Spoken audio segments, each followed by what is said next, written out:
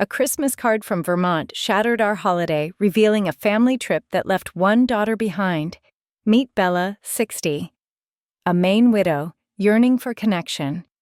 The scent of lobster bisque filled her snowy home, but a locked door hid her pain. This card, a symbol of betrayal, holds a secret that could tear them apart or heal them through forgiveness. Unlike revenge tales, this story mends with compassion. Snow dusts the clapboard walls of my Bar Harbor home, the Maine wind howling like a distant cry. I stand by the frosted window, the fireplace crackling its warmth, a faint comfort against the chill in my heart. Christmas Eve should hum with carols and laughter, but the silence is deafening. My fingers trace the edge of a Christmas card, postmarked Vermont, the words blurring through tears. Merry Christmas, Bella. Wish you were here. Mom and Dad. Wish I were there. They planned the family trip without me, left me behind like a forgotten ornament. My chest tightens, a knot of shock and betrayal. I clutch the card, its red poinsettia design mocking the joy I crave. I pace the pine-scented living room, the glow of string lights casting shadows on the walls. My phone buzzes, but the family group chat is a jumble of emojis and slang, Clara's kids probably. I try to reply, my thumbs clumsy on the screen, but the message won't send. Invisible, even in their digital world, loneliness stings sharper than the winter air. I think of Mom's soft smile, Dad's gruff laugh, Clara's competitive edge. Why didn't they invite me? Was I too busy, too distant? The questions swirl unanswered. I can't let this go, I mutter, my voice trembling. I grab my coat, the wool rough against my skin, and march to the front door. The brass knob is cold as I turn it, locking the house with a decisive click. They shut me out. Now I'm shutting them out. My breath clouds in the frosty air, mingling with the faint sound of Bar Harbor's carolers down the street, their voices singing Silent Night. The irony twists my gut. Flashback last Christmas, we gathered here, Mom stirring lobster bisque, Dad grumbling about the tree's crooked star, Clara boasting about her new job. I smiled, hiding the ache of their subtle jabs. Bella, always so independent. Did they mean it as praise or blame? I shake off the memory, the card still crumpled in my hand. It's a symbol of their choice, their exclusion. My heart races as I dial Clara. Why didn't you tell me about the trip? I demand, voice sharp. She hesitates, her tone evasive. It was last minute, Ev. You're always so busy. Busy, I've carved out every Christmas for them. That's not true, I snap, but she's already deflecting, mentioning Mom's tiredness. My anger falters. Mom's been off, hasn't she? I hang up the phone, heavy in my hand. I sink onto the couch, the card beside me. Why would they leave me behind? The question burns a spark in the dark. I think of family, of the bonds we've stretched thin over years of small hurts. Can they be mended, or am I fooling myself? I want to scream, to demand answers, but a whisper of hope holds me back. Maybe talking, really talking, could unravel this pain. For now, the locked door stands firm, a barrier between me and the truth. The scent of lobster bisque fills my Bar Harbor home, the memory of last Christmas as vivid as the snow now piling outside.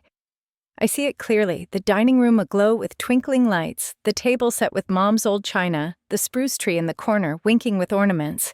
I'm in the kitchen, stirring the pot, the steam warming my face. Mom Marjorie hums, "O come all ye faithful," her apron dusted with flour.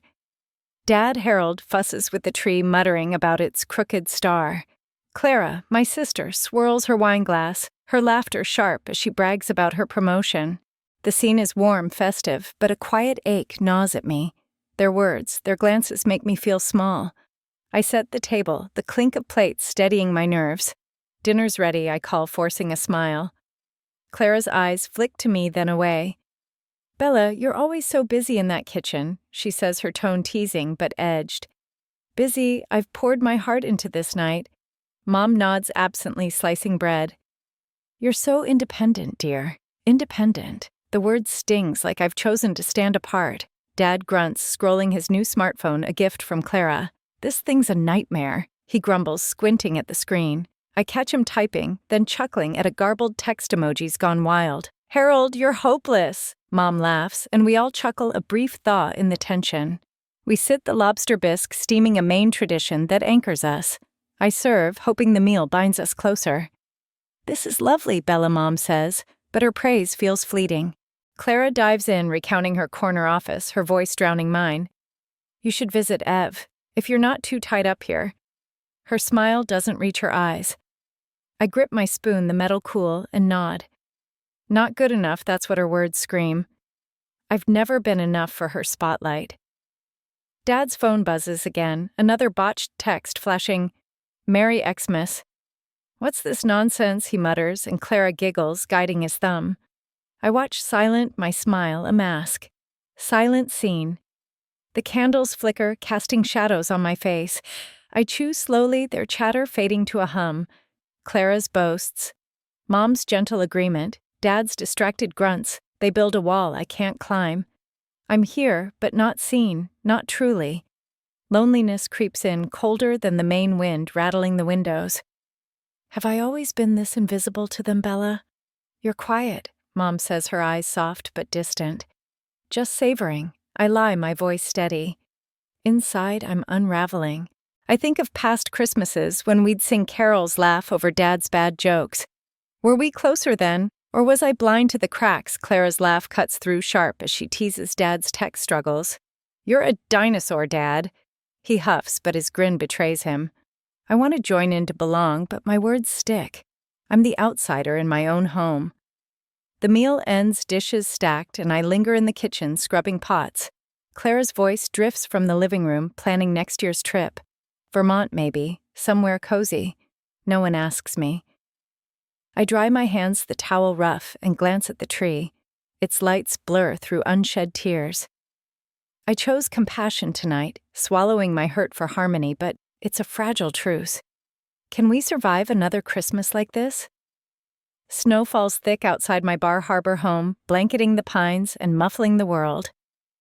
I stand in the living room, the Christmas card from Vermont still on the coffee table, its poinsettia glaring like an accusation. The fireplace pops, but its warmth can't touch the chill of betrayal. Carols drift from the radio, joy to the world, their cheer. A cruel contrast to my churning thoughts. Why did Mom and Dad leave me out? Clara's vague excuse on the phone yesterday, last minute, "You're too busy," rings hollow. I pace the hardwood, creaking under my boots, my phone heavy in my hand. I need answers, not deflections. I dial Mom Marjorie, my fingers trembling. The line rings twice before her voice soft but weary answers. "Bella." "Dear, how's the snow up there?" Her tone is warm, but there's a strain like she's forcing the lightness. "It's piling up," I say, keeping my voice even. "Mom, about the Vermont trip." "Why didn't you tell me?" Silence stretches, broken only by the radio's carols. "It was last minute, sweetheart," she says. Finally, her words slow. "We didn't want to bother you." "Bother me?" My grip tightens on the phone. "Mom, I'd have come. You know that." Clara's voice cuts in. "She's there with Mom. Ev, you're always swamped with your projects," she says, her tone sharp like I'm the one at fault. "We figured you'd say no." My blood boils. "Swamped? I've never missed a family Christmas. That's not fair," I snap, pacing faster. "You didn't even ask." Mom coughs softly, a faint worrying sound. "Bella, let's not fight," she murmurs, but her voice wavers, tired, almost frail. I pause, my anger faltering. "Mom, are you okay?" I ask softer now. "Just a long day," she says, brushing it off. Clara jumps in, changing the subject. "Vermont's gorgeous, Ev. You'd love the cabin." Her words feel like a jab rubbing in my exclusion. The call ends, and I sink onto the couch, the radio's carols now a faint hum. Frustration burns in my chest. Clara's dismissal, Mom's evasiveness, the trip I wasn't invited to. I feel like an outsider locked out of their world. Motif repetition, that locked door from Christmas Eve, mirrors this moment. My family's secrecy is another barrier keeping me at arm's length. Loneliness wraps around me as cold as the Maine wind howling outside. I think of Mom's cough, her tired voice. Is she hiding something, or am I imagining things? I stand crossing to the window. Bar Harbor's winter tourism pulses beyond shops lit with holiday displays. Tourists snapping photos of snowy docks. It's festive alive, but I'm stuck here alone with my questions. I replay the call in my mind. Clara's quick deflection. Mom's fatigue, there's more to this, I'm sure of it. Honesty could cut through this fog, but it means confronting them, demanding the truth. My heart races at the thought. Can I face them without breaking what's left of us? I grab my scarf, the wool soft but heavy, and head to the kitchen. The kettle whistles steam, curling like my thoughts. I pour tea, the chamomile scent calming, but not enough. Mom's always been the peacemaker, smoothing over Dad's gruffness, Clara's barbs. But that cough, that weariness, it's not like her. I think of last summer when she seemed slower, her hands trembling as she gardened. I brushed it off then, but now I need to see her to know she's okay. Sound is trigger. The radio shifts to hark, the herald angels sing. And I freeze. Mom used to sing that, her voice bright, leading us in carols. The memory stings a reminder of what we've lost.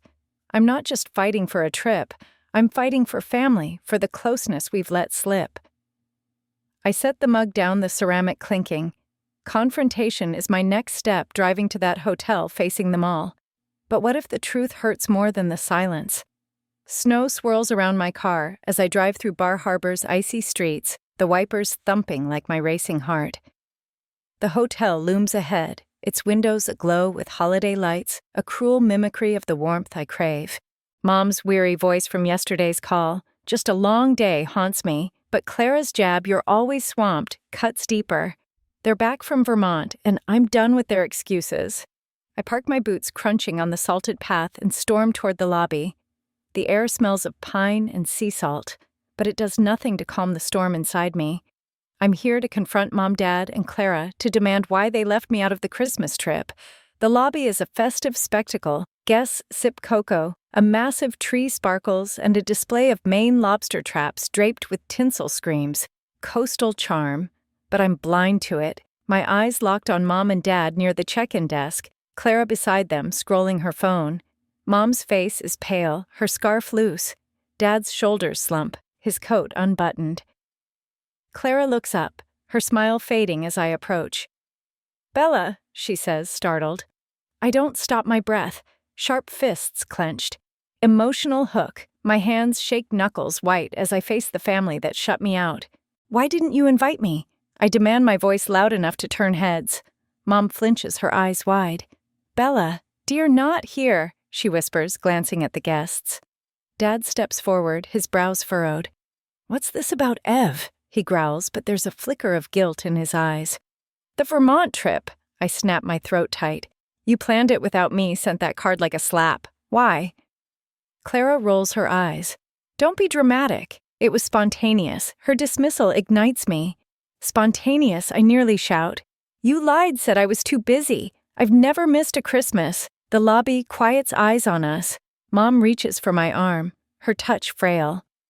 "Bella, please," she says, her voice cracking. "We thought you'd prefer your space." Space. The word stabs, echoing their old jabs, independent, always busy. "I wanted to be with you," I say, tears brimming. Dad's face hardens. "You locked us out, Ev. Called us selfish when you're the one shutting doors." His accusation hits like a blow, my chest caving. I lock the door. "Because you left me behind," I cry, my voice breaking. Clara steps in, her tone cold. "You're making a scene. Grow up." I spin on her words, spilling. "You made this mess, Clara, with your lies." Guests whisper. A clerk hovers nearby. I'm shaking the weight of their words, crushing me. Motif repetition. That locked door from Christmas Eve is here again. Not wood, but their refusal to see me, to hear my pain. Loneliness engulfs me, as stark as the snowy docks outside. I want to scream to make them understand, but despair chokes me. I turn, storming toward the exit, my scarf trailing. Mom calls after me. "Bella, wait." But I don't stop, the cold air hitting my face as I reach the parking lot. I slump against my car, breath clouding in the frost. My phone buzzes. Clara's posted a Vermont photo, all smiles, captioned "Family Getaway." The image twists the knife. I'm not in it, not wanted. Loneliness isn't just this moment, it's every moment they choose to exclude me. I scroll, seeing their joy, my absence glaring. I want to shut them out forever, to lock my heart as I did my door. But Mom's frail touch. Dad's guilty glance, they linger. Can I forgive this hurt? Or is it too deep? I climb into the car, the engine humming as I grip the wheel. Dialogue could mend this, but right now it feels impossible. I think of forgiveness, how it's a choice, not a feeling. But choosing it means facing them again, and I'm not sure I'm strong enough. The hotel's lights fade in my rearview. Bar Harbor's festive glow, a distant dream. I drive home, the road blurring through tears, wondering if I've lost them for good. The snow has softened in Bar Harbor, dusting my clapboard home like powdered sugar. I stand in the living room, the fireplace casting a golden glow, its warmth easing the ache from yesterday's hotel confrontation. Dad's words. You're the one shutting doors still sting, but Mom's frail plea. Bella, wait, lingers a thread of possibility. This morning she called, her voice steadier. Let's meet, dear. All of us. We'll talk this through. A family meeting. The promise sparks a fragile hope like a candle in the wind. I want to believe we can mend this, that our bonds aren't broken beyond repair. So I decorate, pouring my heart into Christmas, as if lights and tinsel can hold us together. I drag a box of ornaments from the closet, the cardboard worn from years of use. Each bauble tells a story. Glass stars from Mom, a wooden lobster from Clara's first Maine trip. I hang them on the spruce tree, its pine scent filling the room. Symbolic object. The lights coiled in my hands pulse with soft white glow, a symbol of the hope I'm clinging to. I string them carefully, each loop a silent prayer for reconciliation. The radio hums, "O Little Town of Bethlehem," and I hum along, my voice shaky but determined. Bar Harbor's holiday craft fair buzzes outside, vendors selling wreaths, tourists laughing, its cheer seeping through the windows, lifting me. Flashback. I'm a girl again, decorating with Mom in this same room. She'd laugh, untangling lights, her hands steady, her eyes bright. Families like these strands, Bella, she'd say. Tangled, but beautiful when you work it out. I'd believed her, then felt safe in our closeness. Now that memory fuels my hope, urging me to try again. I step back, the tree sparkling, and smile, a real one, the first in days. Maybe this meeting can untangle us too. My phone buzzes, and I freeze, expecting Clara's sharp tone. But it's Dad Harold fumbling into a video call. His face fills the screen, comically close, his brows knit. Bella. This blasted thing, did I call you? I laugh. The sound surprising me. You did, Dad. Point the camera up. He grumbles, adjusting at his background, a cozy Vermont cabin. Your mother's idea, this meeting, he says, his voice gruff but softer. She's tired, Ev. Don't push her. Tired. That word again, a shadow over my hope. I just want to talk. I say, my throat tight. He nods, then accidentally ends the call, leaving me chuckling despite myself. Subplot humorous, Dad's tech mishaps, his flustered emoji texts, and now this call lighten my heart, a reminder of his quirks I still love. I return to decorating hanging stockings, mine, Mom's, Dad's, Clara's. Each one feels like a promise, a place for us in this home. But loneliness creeps in a whisper beneath the carols. What if the meeting fails? What if Clara's lies, or Dad's stubbornness, or Mom's secret break us further? I push the thought away, focusing on the tree. The lights flicker, steadying as I plug them in again. Like me, holding on. I sit by the fire, the room aglow, and think of family bonds. They're not just memories, they're the laughter we could share, the trips we could take. Mom's call. Dad's clumsy effort. Their steps toward dialogue, toward healing. I want to believe we'll sit here soon together, the tree a witness to our mending. But doubt lingers, a cold draft in my heart. Can we face the truth without shattering? The fireplace crackles in my Bar Harbor home, its glow casting shadows across the living room where my family sits uneasy. The spruce tree sparkles its lights, a faint echo of the hope I clung to while decorating yesterday. Mom, Marjorie perches on the couch, her scarf loose, her face pale. Dad Harold slouches in the armchair, his hands clasped tightly. Clara, my sister, fidgets beside me, her eyes darting to the floor. The air is thick, heavy with the promise of Mom's family meeting to clear the air after the Vermont trip that excluded me. Maine carols drift through the open window. God rest ye merry gentlemen, their melody jarring against the tension. I grip a mug of tea, its warmth steadying my nerves. This is our chance to talk to unravel the hurt, but my heart races, fearing what truths might surface. Emotional hook. My hands tremble, the mug clinking against the saucer as I meet Mom's eyes. Let's be honest, I say, my voice firm, despite the quake inside. Why did you leave me out of the trip? Mom sighs, her shoulder sagging. Bella, we thought you were too busy, dear. Dad nods gruff. You're always off doing your own thing. Their words echo Clara's excuse, and I bristle. I wasn't busy. I counter, my tone sharp. I'd have come. You didn't ask. Clara shifts her fingers, twisting her bracelet. Ev, it was last minute, she mumbles, but her voice wavers and my stomach twists. She's hiding something, I feel it. The silence stretches, the carols outside growing faint. I lean forward, my eyes on Clara. You told them I didn't want to come, didn't you? I ask, my voice low, probing. She flinches, her gaze dropping. Mom looks between us, confused. Clara, she prompts, her voice soft but insistent.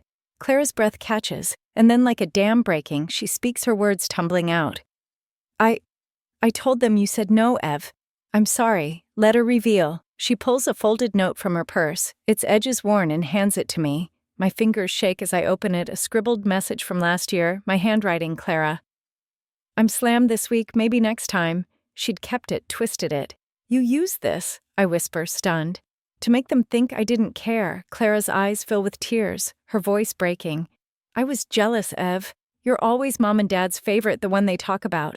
I wanted to be enough for once. The confession hits like a punch shock rippling through me. My sister, jealous, I see her now, her boasts, her jabs, all masking a hunger for love I never saw. Mom gasps, her hand on her chest. Clara, no, she murmurs. Dad's face hardens, but his eyes glisten. You lied to us, he growls, his voice low. Clara nods, sobbing, and I clutch the note, its paper crinkling, my world tilting. Loneliness surges colder than the Maine wind outside. Clara's lie didn't just exclude me, it built a wall between us, all feeding my isolation. I think of those Vermont photos, Clara's smiles, hiding this truth. Subplot loneliness. I felt alone scrolling their posts, but Clara's been alone too, craving what she thought I had. The social issue of loneliness binds us, two sisters lost in our own pain. I want to scream, to hurl the note, but shock locks my throat. How could she do this? And yet her tears, her raw confession, they're real human, a mirror to my own hurt. Bella, Clara, says, her voice pleading. I didn't mean to hurt you this bad. I wanted them to see me. I meet her eyes, seeing the sister I laughed with, fought with, loved. Positive justice demands truth, and she's given it, but at what cost? I set the mug down, the clink loud in the silence. We need to talk, I say, my voice steady but raw. All of us. No more lies. Mom nods, her eyes wet. Dad clears his throat, looking away. Clara wipes her face, waiting. Dialogue is our only way forward. But can it heal this betrayal? The carols swell again, a reminder of the world beyond our pain. I think of justice, not punishment, but truth as a path to mending. Clara's lie shattered me, but her honesty might rebuild us, or break us further. I fold the note, tucking it away, my heart pounding. How will I face this wound, this sister I thought I knew? The snow falls heavy in Bar Harbor, cloaking my home in a hush as I step outside, the cold biting my cheeks. Clara's confession last night, her jealousy, her lie about my refusal, burns in my chest, a wound raw and gaping. I walk, boots crunching the spruce trees' lights, a dim memory behind me. The streets are quiet, the festive glow of shops faded, as if the town mourns with me. I head toward the pier, drawn to its solitude, the sea's rhythm a mirror to my churning heart. The fireplace's warmth. Mom's tearful gasp, Dad's stunned silence. They feel distant, drowned by the truth. My sister chose to shut me out. I'm abandoned not just from a trip, but from the family I thought I knew. The pier stretches into the icy bay, its wooden planks slick underfoot. I lean against the railing, the metal freezing through my gloves, and stare at the waves, gray and restless, silent scene. My breath clouds in the air, the only sound the sea's low moan and a distant gull's cry. No carols tonight, no festive cheer, just me alone, the weight of Clara's betrayal sinking deep. I see her tears her plea. I wanted to be enough, but they don't soften the pain. She stole my place, let Mom and Dad believe I didn't care. And they did so easily. Have I always been this disposable to them? The thought crushes me, a tide pulling me under. Sound as trigger. A faint carol drifts from a boat bobbing nearby. It came upon a midnight clear, and I flinched the melody slicing through my numbness. Mom used to sing it, her voice steady, wrapping us in love. Now it's a reminder of what's lost her frailty last night. Her hand on her chest worried me. Subplot: caregiving stress. I think of her coughs, her tired eyes, the way she brushed off my concern. Is she sick, hiding it to spare us? The fear gnaws, tying to my loneliness. I'm shut out not just by Clara's lie, but by Mom's silence too. I want to care for her, to be there, but how? When I'm so alone, abandonment isn't new. It's the ache of every Christmas light, every independent jab, every moment I felt unseen. I think of scrolling Clara's Vermont photos, their smiles without me, and now I know why. My family chose to leave me behind believing a lie, because it was easier than reaching out. Tears freeze on my cheeks, the piers end blurring. I could walk away, lock my heart as I did. My door let this pain define us. But a whisper of resilience stirs a spark in the dark. I'm still here, still fighting for them, for me. I think of Mom's call for the meeting, Dad's clumsy video, even Clara's raw truth. They're flawed human like me. Self-focus pulls me back. My worth isn't their approval, but my own strength. I've survived loss before my husband's passing, years of quiet grief, and I'll survive this. The sea churns unyielding, and I stand taller, my breath steadying. I need to face them again, not for them, but for me to reclaim my place. The carol fades the boat's light, a pinprick in the fog. Bar Harbor's pier, a haven for tourists by day, is my refuge now, its solitude a space to breathe. Loneliness is heavy, but it's not all I am. I think of seniors like me feeling forgotten, and know this pain is shared. Resilience is my answer, not running, but standing firm, ready to demand truth again. The morning light filters through my Bar Harbor home, pale and soft, as I sit by the kitchen table, the sting of Clara's betrayal still heavy from the family meeting.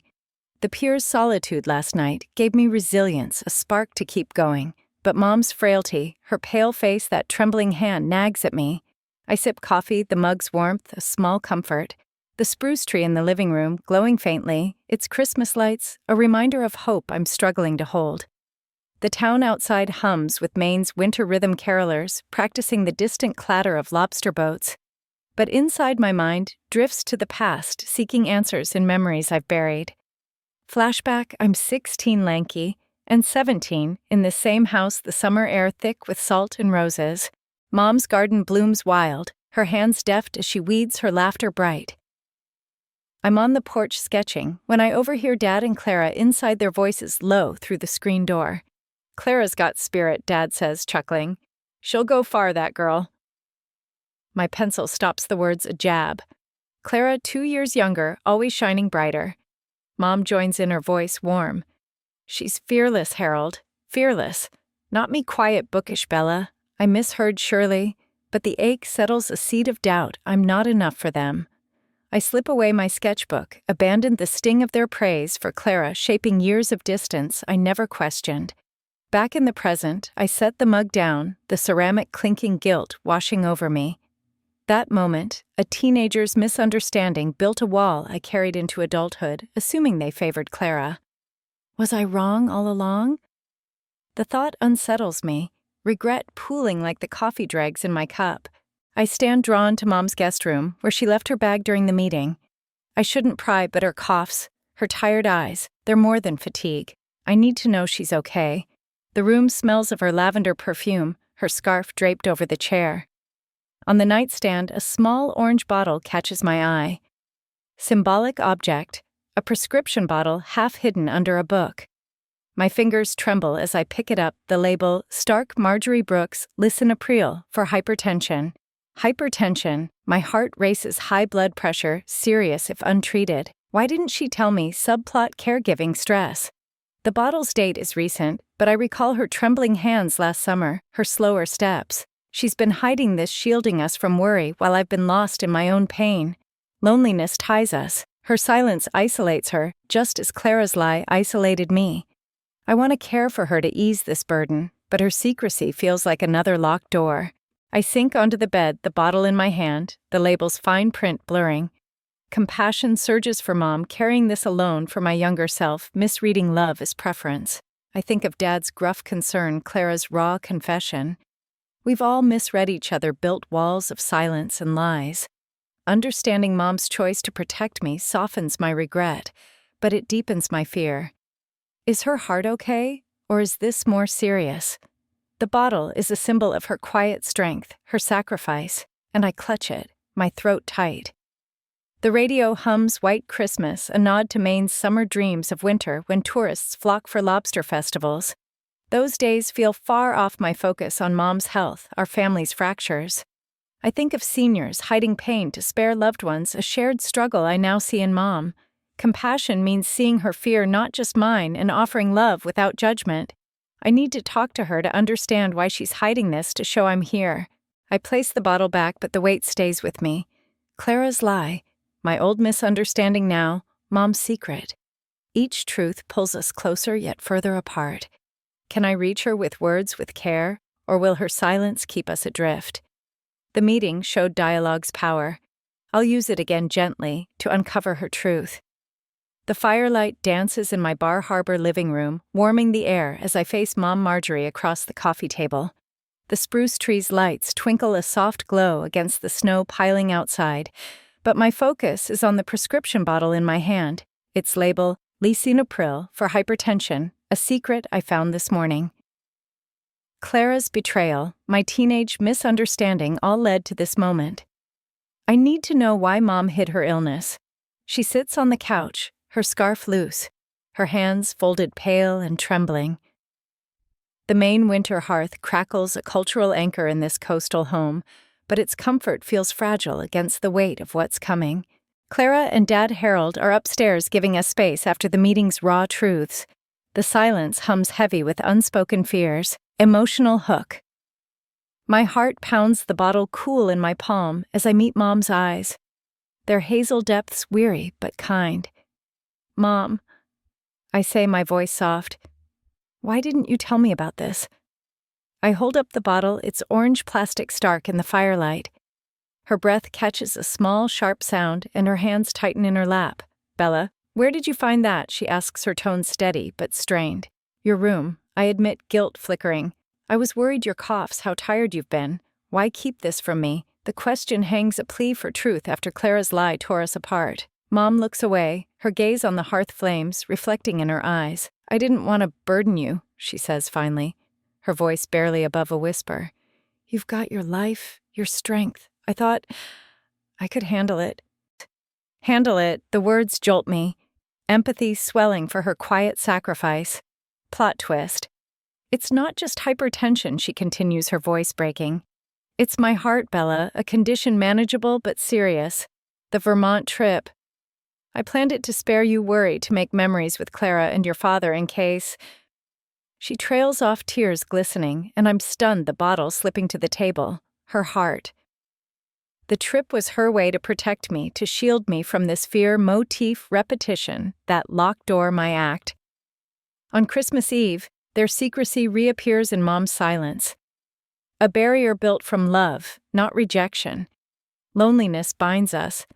Her hiding this isolated her, just as I felt isolated by their trip. Subplot caregiving. Stress. I lean forward, my voice fierce. You're not a burden, Mom. I want to help, to be there. Let me? Her eyes meet mine, wet but searching, and she nods, a small surrender. I'm scared, Bella, she admits, her vulnerability raw. I didn't want you to see me weak. Weak! She's the strongest woman I know, and my throat tightens, tears brimming. I move to her side, sitting close, our shoulders touching. You're not weak, I say, my voice thick. You're Mom. Let me carry this with you. She takes my hand, her grip frail but warm, and we sit the fire's crackle a steady rhythm. Empathy floods me for her fear, her love, her choice to shield me. I think of Clara's jealousy, Dad's gruff guilt, my own distance.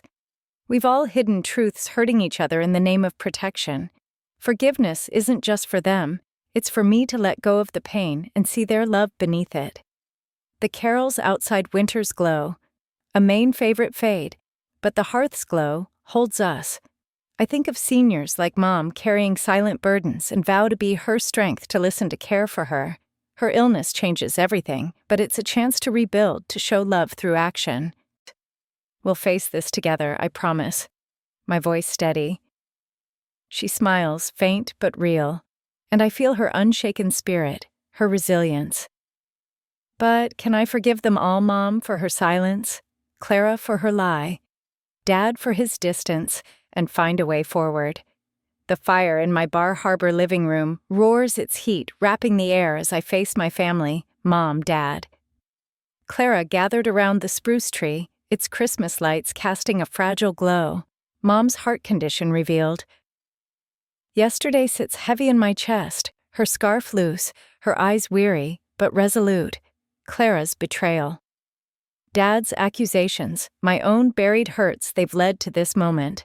The table holds a steaming pot of Maine lobster bisque, its rich scent a nod to our coastal roots, but no one touches it. Outside, snow falls, muffling the carols, leaving us in a cocoon of truth or ruin. I called this meeting determined to demand honesty, to lay bare the pain that's fractured us. My hands steady on my chair, but my heart races ready for whatever comes. Emotional hook, my voice trembles, a low fire as I start. We can't keep hiding, I say, eyes sweeping from Mom's frail form to Dad's clenched jaw, Clara's fidgeting hands. Clara, you lied about me. Mom, you hid your illness. Dad, you called me selfish. We're falling apart because we won't talk. Mom flinches, her fingers tightening on her mug. Dad? Harold shifts, his gruff voice cutting in. You locked us out, Ev. Don't pin this on us. His words sting, but I hold his gaze. I locked the door because you left me behind. I counter, my voice rising. You believed Clara's lie without asking me? Clara's eyes well up, her voice small. I said, I'm sorry, Ev. I was jealous, stupid, selfish. She looks at Mom, then Dad, pleading. I didn't mean to break us. Dad snorts, his anger flaring. You broke trust, Clara, and you act like you're above us, always so damn independent. Independent. There's that word again, a whip I've carried for years. I'm not above you, I snap, tears burning. I wanted to be with you, but you shut me out. The room crackles, voices, overlapping accusations flying like sparks. Mom raises a hand, her voice weak but firm. Enough, she says, coughing softly, her scarf slipping. This isn't helping. Sound is trigger. The fire pops a sharp crack that silences us, echoing Mom's plea. We freeze, the bisque's steam curling between us, silent scene. Our eyes meet, Dad's stormy, Clara's wet, Mom's pleading, mine fierce, and in that quiet I see our pain mirrored, shared. Loneliness has haunted us all, me cast out, Clara craving love, Mom hiding fear, Dad masking hurt with anger. I soften, my voice dropping. Mom, your heart, why didn't you trust me? She sighs, tears falling. I was scared, Bella. I thought I'd lose you if you knew. Dad's face crumples, his voice hoarse. We didn't mean to hurt you, Ev. I thought you didn't need us. His admission breaks something in me, relief seeping through the cracks. I always needed you, I whisper, my voice catching. Clara sobs, reaching for Mom's hand. I messed up, Ev. I see you now, I swear. The truth pours out, Dad's fear of losing relevance. Clara's desperate need to shine, Mom's protective silence. Each word stitches us closer, painful, but healing, subplot loneliness. My resolve strengthens. I'm not alone in this pain. We've all felt it, isolated by our secrets. The social issue of loneliness binds us, but this dialogue, raw and real, is our bridge. I stand, moving to Mom, kneeling beside her. We're here now. I say, my hand on hers. No more hiding. She nods, her grip tightening. Dad clears his throat, his eyes wet. You're right, Ev. Let's talk, really talk. Clara wipes her face, her voice shaky. I want to fix this. For all of us. The bisque sits untouched, but its scent rich and familiar grounds us in this Maine moment. Truth has bared our scars, but it's also our salvation. I think of seniors like us, yearning for connection, and know this fight is universal. Dialogue. Honest Messy has brought us here to a fragile new start. But can it hold, or will our truths tear us apart again? The snow falls gently outside my Bar Harbor home, softening the edges of the world as I sit in my bedroom.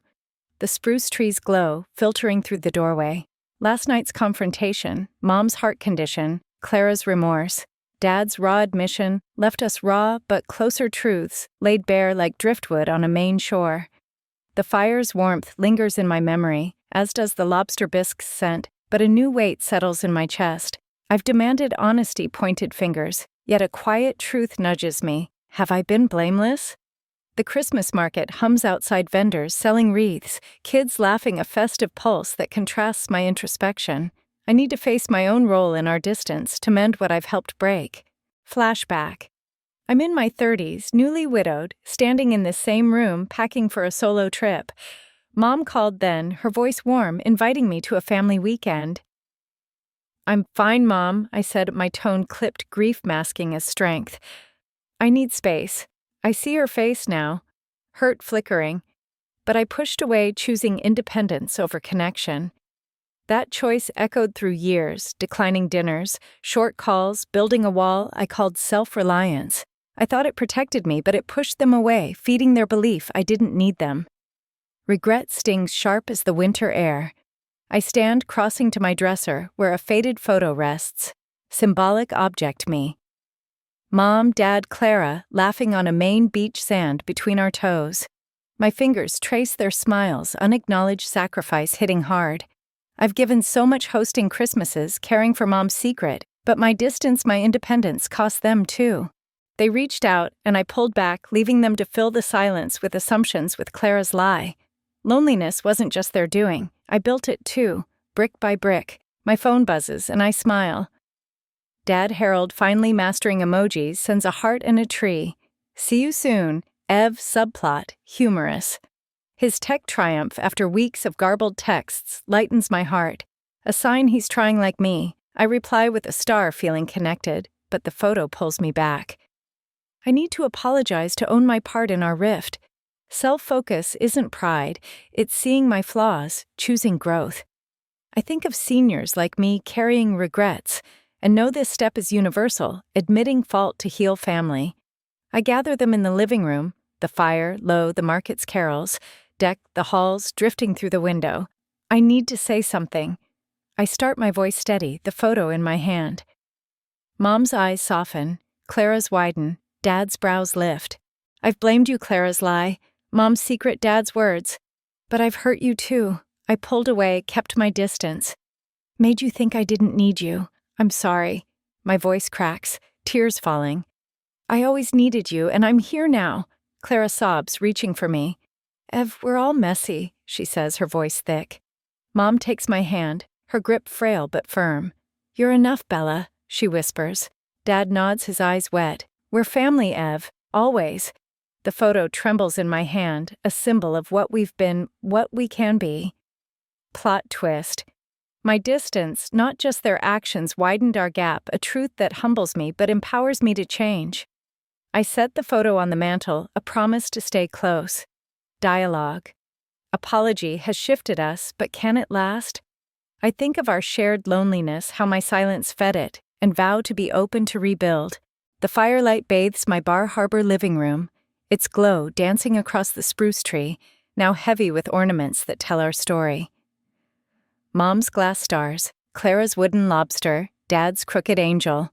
Snow dusts the windows, softening the Maine night, but inside warmth radiates from the table where my family gathers for Christmas dinner.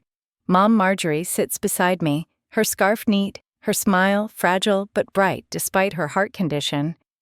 Dad Harold carves the turkey, his gruff chuckle filling the air. Clara, my sister, passes the cranberry sauce, her eyes sparkling with a lightness I haven't seen in years. The scent of Maine's Christmas feast lobster bisque, Roasted potatoes, pecan pie, wraps us in tradition, a balm after weeks of pain. My apology yesterday, owning my distance, unlocked this moment, and hope blooms in my chest like a carol, symbolic object. The tree stands as our anchor, its light's a testament to the bonds we've mended. Clara's truth, Mom's vulnerability, Dad's regret, my own faults laid bare. I ladle bisque into bowls, the steam curling, and catch Mom's eye. This feels right, I say, my voice soft but steady. She nods, her hand brushing mine. It does, Bella. Together. Dad raises his glass, his voice thick. To family, no more secrets. Clara laughs, a tear falling. To us, messy, but here. We clink glasses, the sound a chime of reconciliation, and I feel it, we're whole again, not perfect, but real. Motif, repetition, that locked door from Christmas Eve, my act of hurt their secrecy has opened, replaced by this table, this shared meal where no one's shut out. Loneliness, our shared shadow fades in the fire's glow. Subplot, caregiving stress. I glance at Mom, her plate half full, and remember our talk this morning. I'll see the specialist she promised, letting me book her appointment a step to manage her heart condition. I'll be there every visit, my caregiving a bridge to her strength, easing the isolation we both felt. The social issue of loneliness, so heavy on that pier, is now a memory we're connected, our truths a lifeline. Clara shares a story, her voice animated. Ev. I found our old Christmas playlist, remember singing Jingle Bells off-key, Dad groans grinning. You're still off-key, Clara. We laugh, the sound rich, and I hum the melody catching. Mom joins, her voice frail but clear, then Dad, Clara, until we're all singing the table a chorus of joy. The market's carols outside joy to the world blend with ours, Bar Harbor's festive heart beating with ours. I think of seniors like us craving these moments, their families scattered but yearning for unity. Hope isn't just this dinner, it's the promise we'll do this again, stronger for our scars. Dad pulls out his phone, proudly showing a group selfie, no emojis needed. He jokes his tech triumph, a shared smile. Clara teases, "You're practically a pro." Dad, I grin my heart full and suggest a new trip, maybe Vermont, all of us. Together, Mom says, her eyes bright. We'll plan it right this time. The future feels possible, our bonds not just mended, but thriving, rooted in honesty. I serve pie, the pecans sweet, and we talk plans, memories, dreams, our dialogue, a tapestry of love, no longer frayed. As we sing Silent Night, our hands clasp the spruce tree's glow, wraps us in hope. Forgiveness mends what silence broke, teaching me resilience through our tears. Compassion like mains. Christmas feasts binds us, and dialogue rebuilds what distance tore. Love, like a hearth, warms even the coldest rifts. For those over 55, caregiving or reconnecting, listening heals. Share your family story. How has love reunited you?